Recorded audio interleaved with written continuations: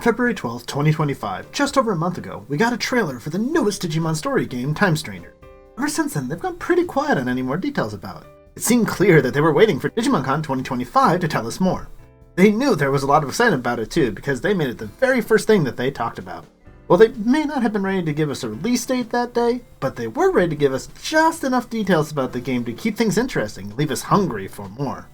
For those of you who weren't up until 5 a.m. that night watching and editing news about it, let me dive into everything that they shared with us about Digimon Story Time Stranger. So first, let me dive into the story synopsis that they gave us so you have a decent idea of what we're getting into. The story begins in Tokyo, Japan. The protagonist is an agent of ADAMAS, Adamas, a secret organization that specializes in investigating and solving anomalous phenomena.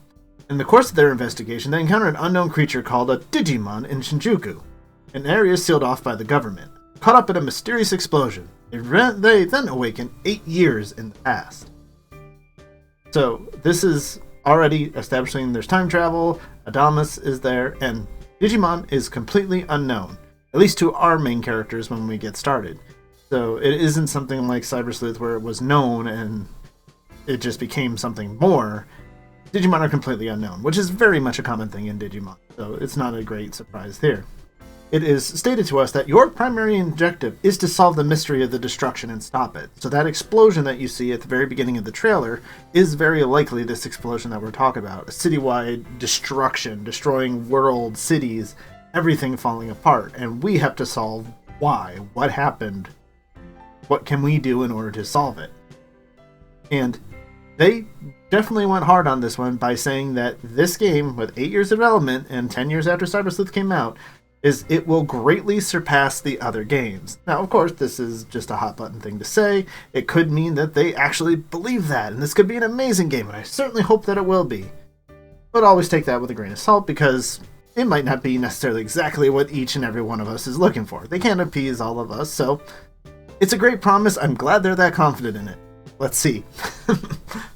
It is confirmed that this Adamas organization is the one who will give you your partner, and as everyone and their cousin believed, it is Patamon, Demidemimon, and Gomamon are your choices for your original partner that you can pick. And it is provided to you by Adamas. They give this partner to you. Now, I wanted to hear something from them that stated about making that original partner special. Something that would make it stand out from the rest of your Digimon. And they did say that it always feels that way, that your first is special, but they didn't confirm anything that would actually make it special, like your partner would actually speak, or anything that would make it truly different from all the rest of your team. You may still find that, but it was definitely not confirmed. So what is confirmed is that you get to pick between the male or the female protagonist. They even have different names. They are 2 different characters. And one of the bigger things that will change it, because in Cyber Sleuth you could pick male or female characters, and really it had nearly no effect on how the game played at all. Now, this might not have a large effect on gameplay, but what it will do is the one that you do not pick is still around in the game. They become your operator. And it was confirmed that your operator is probably the one that will do more talking. There are many reasons why you would pick a character, whether you just want to play the character that you most relate with, you want to hear a male or female voice more often. There are different reasons to consider this.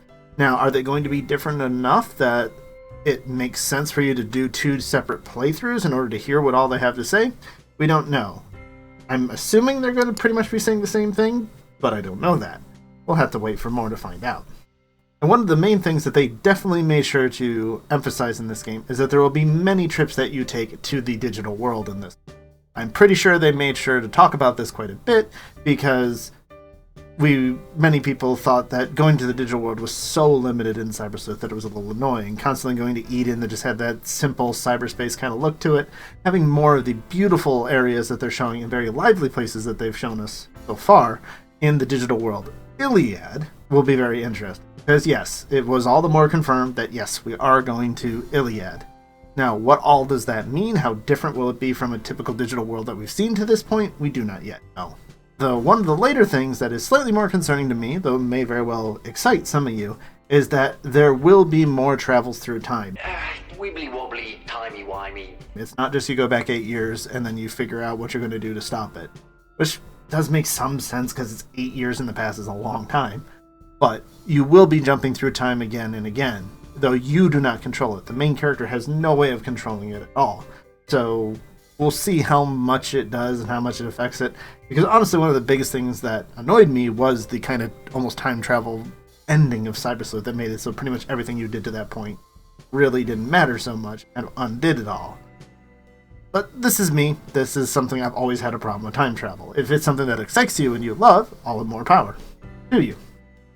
The other main character that appeared a bit in the trailer that we saw is this Onori character. He will be someone that travels with you quite a bit. And because of some trauma that seems tied to Digimon, is why she decided to join with the protagonist and Adamas to work on this. She will be a large part in the story. But also one that appeared to be a large part was Agiomon, who appeared so clearly in the trailer. He is Onori's partner, who will work alongside her to help fix things as well. Agiomon will also be one that will be helping you along as well in battle. In Cyber Sleuth, you had the support characters that brought along. Fourth or sometimes even fifth character that would help you out in battle. And it seems like once again, Agiomon will be there.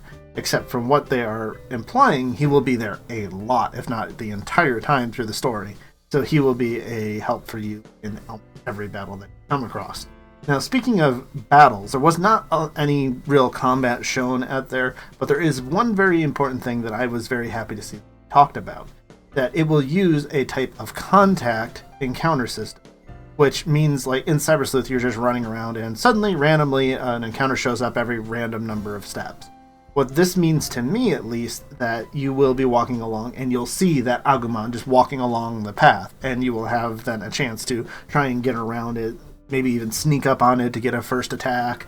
These kind of mechanics, games can do a lot of things with, where you can put down a piece of meat to lure them over into a spot so you can sneak around. We've seen that gun from the trailer. Maybe you could use that to also interact with enemies on the world map. Things like that could be very interesting to gain yourself advantage in combat. A very interesting thing that they talk about in Iliad, if we're talking about the world, is that it uses gears in an important way in every single map, and every map uses them in a slightly different way. So this is supposedly a very unique thing to Iliad, because, I mean, sure, you could definitely create a digital world where that's a thing, but it seems very much like it might be tied to Iliad, that Iliad might be a more mechanical type of world, possibly? Again, it's still so very early to know, and so little has been known about Iliad. So one of the last few things that they covered is that there were some reveals of Digimon that will be in the game. Now, the grand total that was promised to us is over 450. I've heard some people complaining about how this is such a small number to be in 2025. But this makes it still the largest Digimon roster that has ever been in an official Digimon title to this day. We haven't even gotten over 400 before this, so this is still an incredible number. We will never really be able to fit all 1,247 or something entries that I believe currently are on Wikimon right now. You were close. It's just never conceivable to be able to put all of that in the game. So that is a number I am more than happy to talk about, though then again, I'm one that's more looking for story in these games, where, as from some of my polls have shown, you guys are really into the roster. It's all about the roster to you. So there were a few Digimon that were confirmed to be in it. Not surprising to anybody who knows about Iliad or anything about this game, the Olympus 12 have been confirmed that they will be in it, which we saw Jupitermon Wrath Mode in the trailer, and always assumed that we would get all of them, though this is finally the first time they will all be together in one place. They were definitely confirmed they will have a large part to play in the game. In order to show off even more of these Digimon, they did a special move trailer, which you can find over on YouTube. You can find many of these little trailers and things that they did at Digimon there. And if you look at that one, there's a lot of different Digimon that they show off their special move. I mean, there are ones that you will always expect. There were the three starters. There's Lady Devimon. There's Machine Dramon. These ones that are very common and popular. But there were three especially that stood out to me in the trailer. There is Ostamon, which outside of Boy Hunters, I'm not sure we've seen it just about anywhere. There is Beelstarmon, who also has not had a whole lot of talk about, just being a member of the Three Musketeers, got a little bit of talk in like Liberator. And Millenniummon. Millenniummon has been a bad guy in a lot of games. I mean, if you busted your butt in the Wonder Swan games, you could possibly get him, though I would never spend the so many hours that it would take to grind to get that. Also in Data Squad he was available, but again was a huge grind to get. There are over 100 different Digimon now that we can confirm that have been in this game between all of the different looks at all of the different places in Central Town, which I'll show briefly here in the background so you can also pause and try and look through.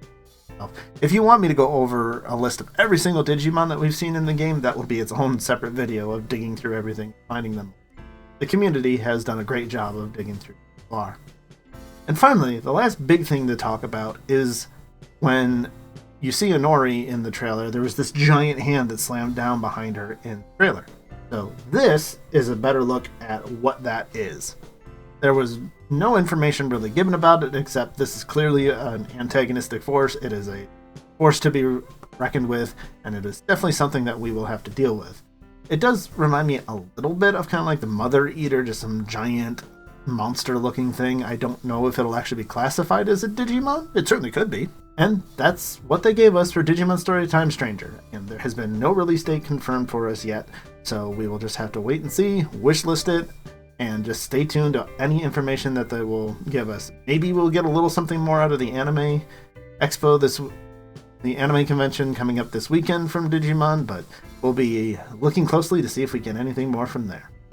Thank you for watching. Hope you had a wonderful time. Hope I'll see you again soon. And if you're looking for more information about the original release of the Digimon Story Time Stranger trailer and everything that was able to be dissected from there and learned on that very day, here's a video going over all of that as well.